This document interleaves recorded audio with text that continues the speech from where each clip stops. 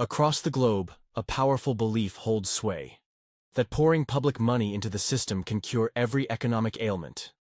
This conviction paints government expenditure as a magic elixir, capable of reviving sluggish industries or banishing joblessness. When factories stutter or workers idle, the solution, it's claimed, lies in unlocking the Treasury's vaults to bridge the gap left by faltering private means. A vast web of theories props up this notion, each strand reinforcing the others, in a tangled dance of flawed logic. While the full tapestry of these ideas deserves deeper scrutiny later, the root of this thinking, the seed from which it all sprouts, demands attention now. Nothing comes free beyond the Earth's natural bounty.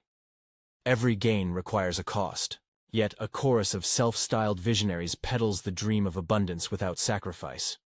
They argue that governments can spend limitlessly, piling up debts with no reckoning, as if the burden is merely a gift we give ourselves. History, however, shatters such illusions.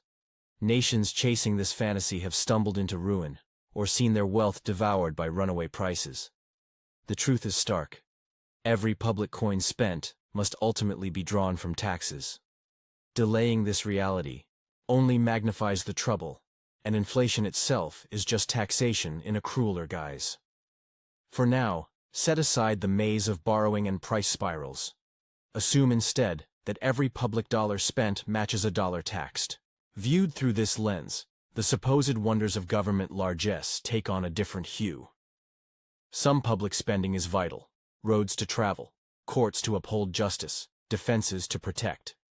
These essentials stand on their own merits, not as tools for economic tinkering, and no quarrel is raised here about them. The concern lies elsewhere, with projects touted as engines of jobs or wealth, conjured not for need, but for the sake of spending itself. Picture a monument rising, a grand archway, say, linking two towns, Crestwood and Daleview.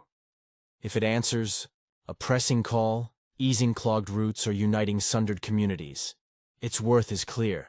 Taxpayers might gladly trade their dollars for such a gain. But when the archway's purpose shifts to spark work rather than meet a need, its nature changes. Suddenly, necessity bows to invention. Planners scour maps not for where crossings are vital, but where they might plausibly fit. Soon, an archway between Crestwood and Daleview becomes indispensable, and skeptics are brushed off as naysayers. Two tales prop up this endeavor.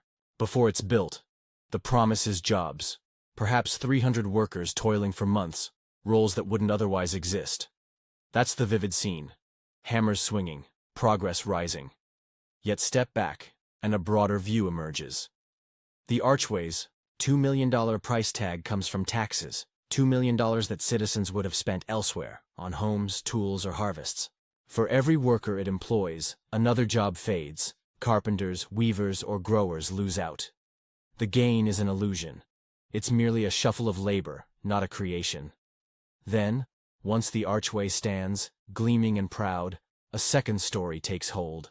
It's hailed as a triumph of public will, a marvel that doubters would have denied. The land feels richer for it. But this too deceives. Those who peer beyond the surface see what might have been. Unbuilt cottages, unsown fields, unpurchased goods, all sacrificed for the archway's gleam. Imagining these ghosts takes effort, a vision few sustain against the solid span they cross each day. What's left is a trade. One thing made, others lost. This logic stretches beyond arches to every public venture. Housing for the struggling, say, funded by taxes on the thriving. The same pattern holds. Jobs created, mirror jobs erased, elsewhere. Wealth shifts, not grows.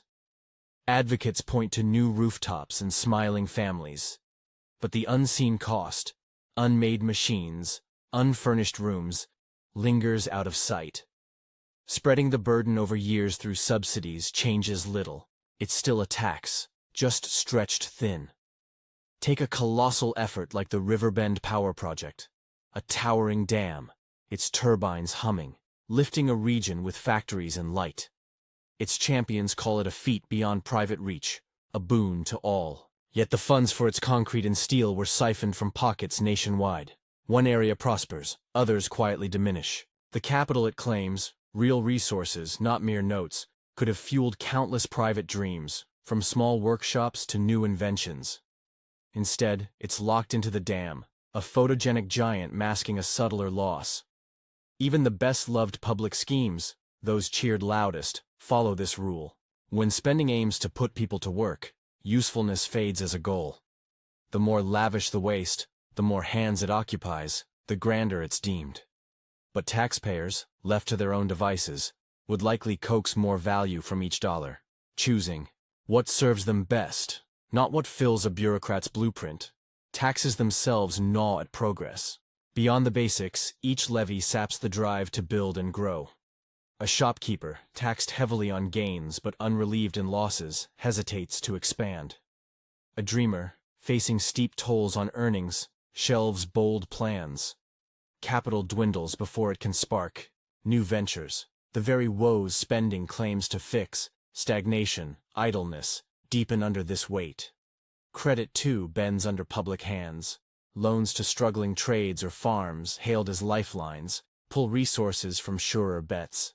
Private lenders, risking their own stakes, weigh worth and trust. Governments, wielding others' wealth, often back the shaky over the steady. A baker denied a loan watches a rival, propped up by public funds, claim the oven both sought.